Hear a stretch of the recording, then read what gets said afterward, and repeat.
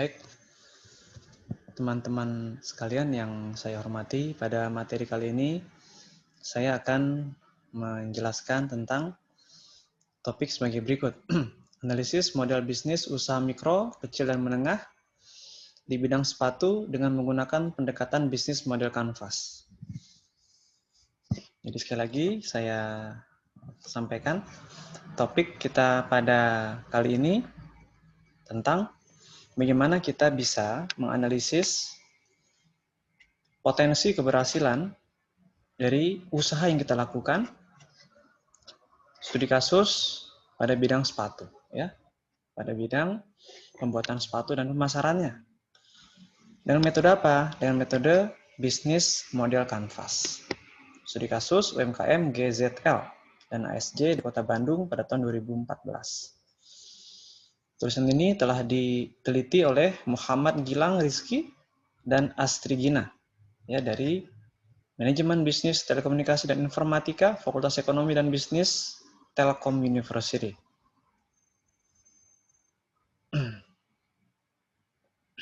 Dan telah dipublikasikan pada e-Proceeding of Management volume 2 nomor 1 April 2015. Baik. Terlebih dahulu saya akan membacakan seperti biasa abstraknya. Sepatu Cibaduyut merupakan sektor usaha di bidang sepatu yang terbesar di Kota Bandung. Namun, jumlah unit usaha dan penyerapan tenaga kerjanya tidak berkembang secara signifikan. Ya, hal ini disebabkan oleh beberapa faktor, yaitu faktor operasi, pemasaran, dan keuangan. Nah, bisnis model kanvas menjelaskan 9 building blocks yang memperlihatkan cara berpikir tentang bagaimana perusahaan mendapatkan omset. Jadi ada 9 building blocks dengan tujuan perusahaan bisa menciptakan omset, ya. Perusahaan bisa meningkatkan pertumbuhan penjualannya secara optimal. Apa saja? Customer segment, nah ini selalu menjadi poin penting dan selalu menjadi nomor 1, ya, customer segment.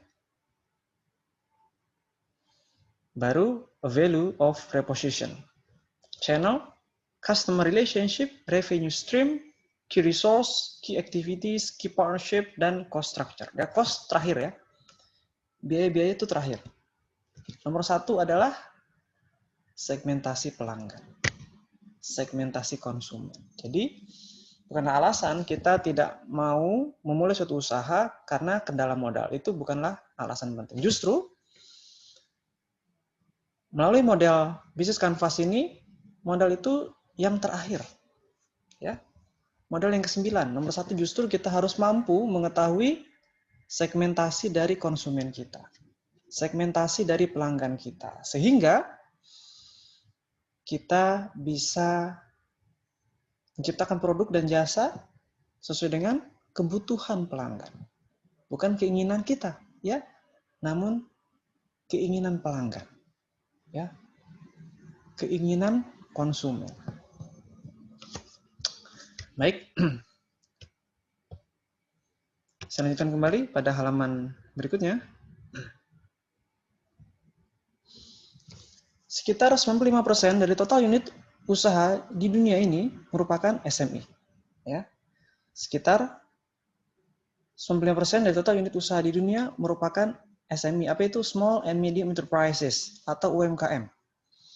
Yang menyediakan lapangan kerja bagi 60% dari total tenaga kerja dan memberikan kontribusi terhadap hampir 50% GDP. UMKM hampir menguasai lebih dari 90% dari total unit usaha di sejumlah negara, baik negara maju maupun negara berkembang. Jadi memang tulisan ini mengatakan bahwa sekitar 95% itu didominasi oleh small and medium enterprises, usaha kecil dan menengah. Dengan kontribusi hampir 50% GDP. UMKM hampir menguasai lebih dari 90%. Ya, hampir menguasai. Jadi memang betapa pentingnya negara, betapa pentingnya kita untuk bergerak dan berwirausaha pada sektor UMKM. Karena memang kontribusinya besar, sehingga negara mutlak wajib memberikan perhatian khusus. Supaya apa? Supaya mereka bisa maju dan berkembang. Tahun 2011, jumlah unit usaha dari UMKM di Indonesia berjumlah 55.206.444 unit atau menguasai 99,99% dari total jumlah unit usaha. Jadi kita bisa membayangkannya bahwa memang dominasi dari UMKM ini itu akan selalu muncul, ya, karena memang mereka berawal dari masyarakat kecil, ya, berawal dari penjual-penjual di pinggir jalan, ya, yang perlahan tapi pasti meningkat omsetnya, meningkat jumlah karyawannya dari usaha mikro menjadi usaha kecil, dari usaha kecil menjadi usaha menengah. Nah, hal ini berpotensi untuk meningkatkan dan menyerap tenaga kerja, ya, meningkatkan pertumbuhan keuangan, meningkatkan daya beli. Kenapa? Karena mereka memiliki penghasilan. Nah, ini ya. Pada tahun 2012, Provinsi Jawa Barat memiliki 9.168.000 unit usaha UMKM. Nah, ini bisa dikatakan, apalagi sekarang ya, tahun 2020, pada tahun 2012 saja sudah 9 juta. Nah, ini memang potensi yang besar ini ya harus menjadi bahan perhatian bagi negara untuk memberikan kemudahan, ya, memberikan kemudahan izin-izin usaha sehingga mereka bisa mendapatkan layanan akses keuangan, ya, layanan akses perbankan yang lebih cepat dan lebih sederhana.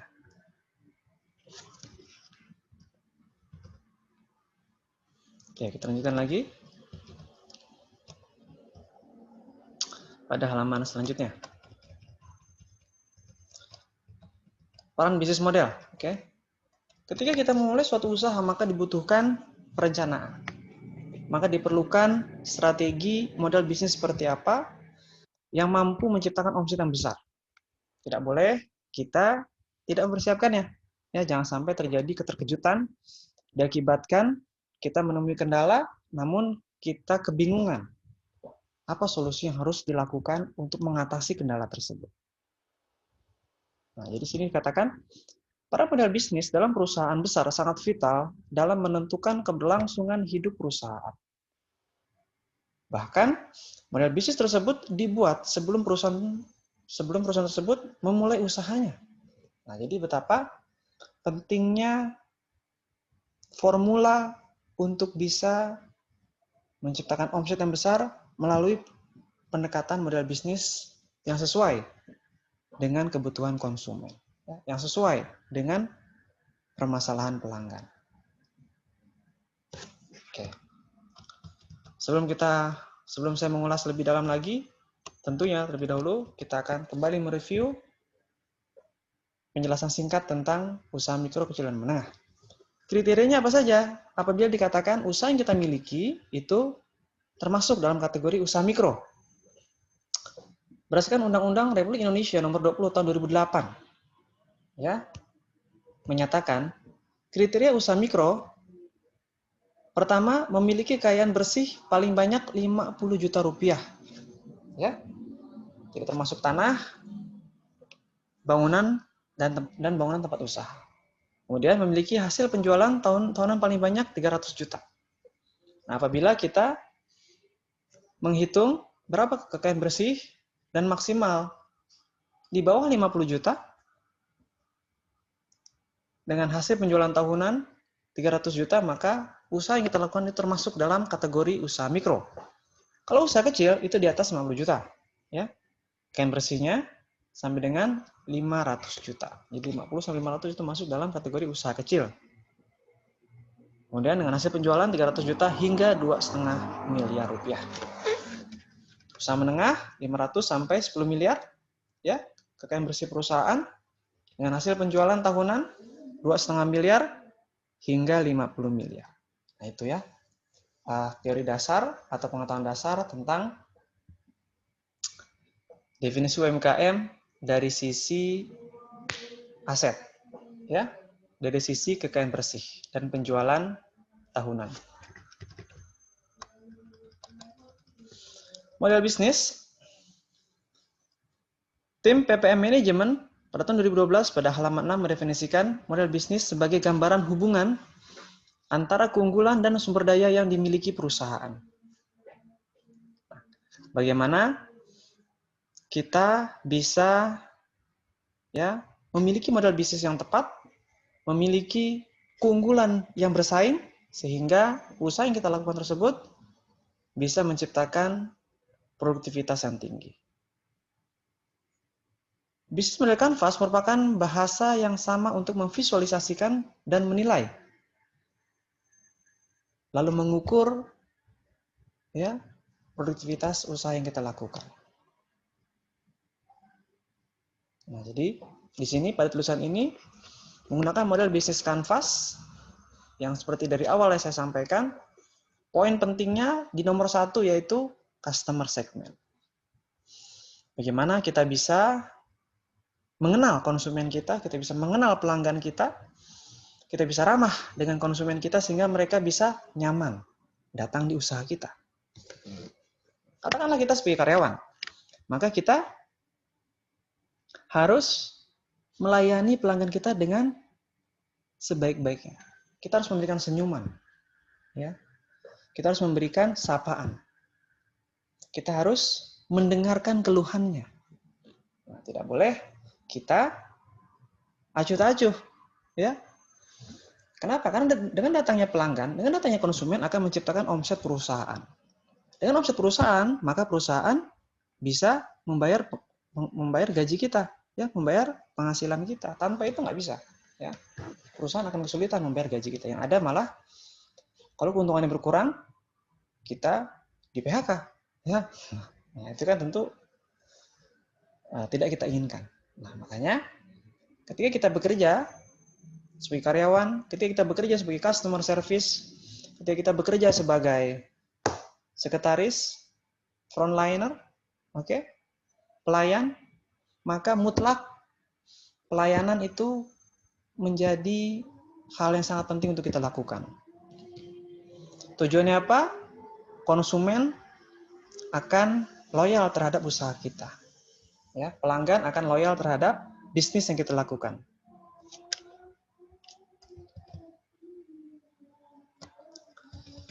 Kemudian, important performance analysis adalah prosedur untuk menunjukkan kepentingan relatif berbagai atribut terhadap kinerja organisasi, perusahaan, produk, ya, dan lain sebagainya. Ya, important performance analysis. Nah, apa saja di sini poin-poinnya? Important performance analysis, ya, berkonsentrasi diri, pertahanan kinerja, prioritas, dan kemungkinan yang dilakukan. Nah, ini 4 poin, ya. 4 poin dari importance performance analysis. Customer segment. Apa saja poin-poin customer segment? Itu pertama, pengelompokan terhadap pelanggan dan target konsumen. Nah, apa? Pelanggan kita dalam kelompok apa saja? Nah, kita harus betul-betul segmentasikan. Apa target konsumen kita? Apa keinginan mereka? Apa keluhan mereka? Apa permasalahan mereka? Nah, itu kita harus mampu atasi. Jika itu kita dapat lakukan, maka percayalah, omset akan tercipta dengan sendirinya, ya, tanpa harus kita cari. Value proposition. Keunggulan dari produk yang kita miliki, ya. Apa bedanya dengan produk pesaing? Nah, kita harus bisa mencari celah itu. Keunggulan pelayanan kita, apa saja? Kemudian, bagaimana harganya? Apakah bersaing ataupun tidak? Itu dari sisi value creation. Dari sisi value forecast, yaitu apa alasan pelanggan kita membeli produk kita? Ya. Gimana jaminan ketika mereka telah membeli? Apakah ada layanan perbaikan? Apakah ada layanan servis yang memadai? Customer utility. Apakah ada pilihan? Kemudian, bagaimana dengan merek? Bagaimana dengan perbaikannya? Nah, ini menjadi faktor-faktor yang memang harus dengan cermat diperhatikan oleh usaha mikro, kecil, dan menengah. Jangan sampai ketika kita membuka suatu usaha, kita selaku calon-calon pengusaha atau yang telah menjadi pengusaha, maka pelanggan ini menjadi raja. Ya, customer itu menjadi raja yang memang harus kita layani. Kenapa? Karena dengannya lah kita bisa menciptakan omset perusahaan. Tanpa pelanggan, tanpa customer, tidak akan mungkin tercipta transaksi keuangan. Selanjutnya adalah channel, saluran, komunikasi, distribusi, dan penjualan. Kita perhatikan saluran komunikasinya. Kita perhatikan distribusinya. Agar usaha yang kita lakukan ini bisa berjalan secara lancar. Jangan sampai channel distribusi tersebut jauh dari keramaian. Ya.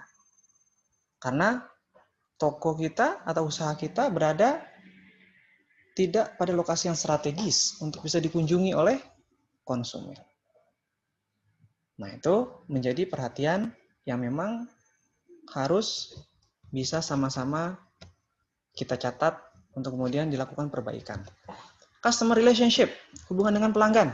Nah, ya setelah tercipta customer segment, channel distribusi, ada channelnya, dan selanjutnya adalah customer relationship, hubungan dengan pelanggan. Bagaimana hubungan dengan pelanggan kita selama ini? Apakah kita ramah atau tidak? Ya, apakah kita telah memberikan pelayanan terbaik bagi pelanggan ataupun tidak? Bagaimana cara mempertahankan pelanggan? Bagaimana supaya kita bisa memberikan harga yang spesial? Bagaimana caranya supaya mereka bisa membeli ulang barang kita, menggunakan ulang jasa yang kita miliki? Nah, itu berkaitan dengan customer relationship. Revenue stream, mekanisme penetapan harga. Dalam transaksi, apakah reseller atau pelanggan membeli produk Anda dan memiliki kebebasan dalam menetapkan harga? Bagaimana cara kita menentukan harga jual? Nah, tentu harga jual setara dengan nilai mutu produk tersebut. Harga jual setara dengan ya keahlian yang kita miliki. Jangan sampai harga jualnya terlampau mahal, namun nilai mutunya kualitasnya menjadi rendah. Justru itu tidak boleh. Ya. Revenue stream selanjutnya adalah apa yang pembayaran seperti apa? Apakah tunai atau menggunakan kartu kredit? Ya, ini menjadi faktor vital yang memang wajib kita perhatikan. Key resource, sumber dayanya. Bagaimana sumber daya yang kita gunakan? Bagaimana bahan bakunya? Bagaimana aset-aset yang kita akan gunakan? Selanjutnya adalah key activities, aktivitas yang kita lakukan. Key partnership, terakhir baru cost structure, ya, biaya modal. Nah, dari poin-poin demi poin yang saya jelaskan, saya ingin mengatakan bahwa pelanggan itu akan menciptakan pelanggan-pelanggan yang lain. Apabila mereka puas, maka mereka akan berbicara dengan temannya, berbicara dengan rekan kerjanya untuk mengajak mereka datang pada usaha kita. Nah, itulah yang kita inginkan. Kita tidak perlu repot-repot mengeluarkan biaya promosi, kita cukup menjaga kenyamanan usaha kita, kualitas produk yang kita miliki harus terbaik, dengan harga yang sangat terjangkau, maka percayalah apabila 3 poin itu kita lakukan, maka pelanggan akan menciptakan promosi MLM. Mulut lewat mulut. Mereka akan berbicara hal-hal yang positif pada usaha kita. Jadi, modal bukanlah halangan kita semua untuk tidak mau berwirausaha. Ya, karena berdasarkan analisis model Canvas, justru modal ini poin yang ke-9, poin yang terakhir. Justru poin yang pertama adalah customer segment, segmentasi pelanggan, segmentasi konsumen. Barulah diikuti tab tahapannya terakhir modal, cost structure, biayanya. Nah, ini yang menjadikan poin penting bahwa tidak selamanya modal itu menjadi penghalang kita untuk tidak memulai wirausaha. Banyak juga usaha-usaha yang modalnya besar namun tutup. Banyak juga usaha-usaha yang membuka lapak-lapaknya di mall, di bandara, di Transmart, Mall Ayani, sana tidak semuanya juga bisa bertahan. Apalagi COVID saat ini. Namun ada juga yang bertahan. Nah, yang bertahan itulah yang kita harus pelajari. Mengapa mereka bisa bertahan? Bagaimana dengan kualitas produknya? Bagaimana dengan pelayanannya? Nah, itu yang memang harus betul-betul kita pelajari sehingga cita-cita kita bersama untuk mendapatkan passive income dari usaha yang kita lakukan itu bisa terwujud. Ya, tentu kita tidak menginginkan kita bekerja terus-menerus dengan orang. Kita menginginkan kita bisa memproduktifkan uang yang kita miliki melalui jalur investasi. Salah satunya di bidang perdagangan. Ya. Sekira cukup, ya, semoga bermanfaat. Terima kasih.